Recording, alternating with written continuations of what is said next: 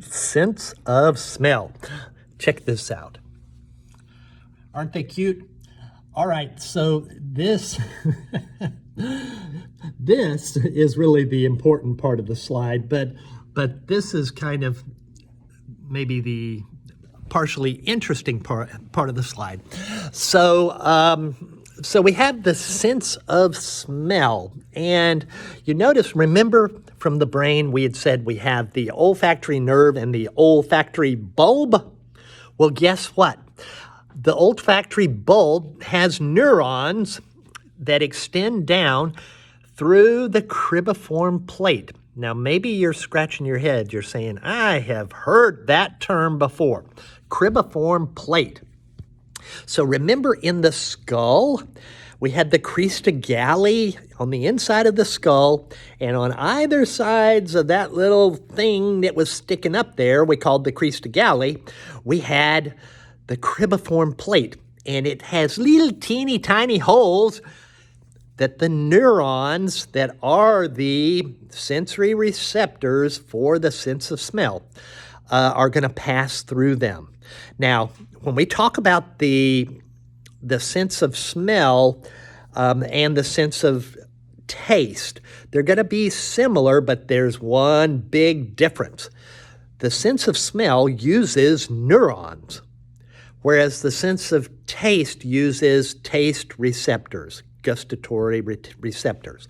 So if we look at our cross-section of the skull, there's the crista galli, and we have these olfactory nerves that are extending down into the nasal cavity. And what are they going to do? They can bind to, they're very specific, right? So they can bind to what we call odorants. So the neurons themselves are the olfactory receptors. Now, we have other cells that are involved in there, little supporting cells, which are there to provide physical support to the neuron and nourishment to the neuron. Remember, nerves have astrocytes in the brain that are going to be there, that are providing for care and feeding, So we have something similar to that, these supporting cells in the olfactory receptors. And then, of course, we have some stem cells that are going to be replacing these neurons. Now, this is only one of two places where throughout life you replace neurons. And we had said when you form new memories, we had that dentate gyrus, which is just above the hippocampus. And then here, and we had said that was where you'd form new memory traces, which are new memories. Now here, we said we're going to be replacing these olfactory receptors. Why do you need to replace them? Have you ever sniffed ammonia? You go, oh, that's toxic. You're darn right it's toxic. You probably killed some of those olfactory neurons, the receptors. It's okay, though. You've got stem cells that can replace them. So because, it's not limited to just ammonia. I mean, any of the toxic crap that's out there in our air that your neurons are exposed to will kill them. But it's okay. You can replace them. And so we have the basal stem cells that give rise to new neurons. And so we had said that these neurons, they're very specific. They can detect individual, so again, sensation versus perception. How can you tell the difference between hot dog and burning rubber? So different smells. How do you know that something is maybe a good smell? Maybe you like hot dogs, maybe you don't. Maybe I should say steak. A nice juicy steak, or something that you really like the smell of, violets, whatever, versus something that really stinks. It has to do with what chemical you're detecting. And so in you and I, we can distinguish about 10,000 different odorants. In a dog, way more than us. So, so animals that we have that have a really good sense of smell have more ability to distinguish smells. We have enough, because sometimes smells aren't so good, right? Sometimes smells aren't so good, but we can detect a lot of different smells. Okay, so I'm going to move on to a related topic, and it's related because it's chemoreception, and that is the sense of taste. Now, the sense of taste is very similar to the sense of smell, except that the receptors are not neurons. They communicate with the neuron. And also, with the sense of taste, gustation, so we're on this slide right here, the gustation slide number 10. So we can detect 5 different categories of flavors. We said you can smell 10,000 different things. Here, we're really only talking about 5.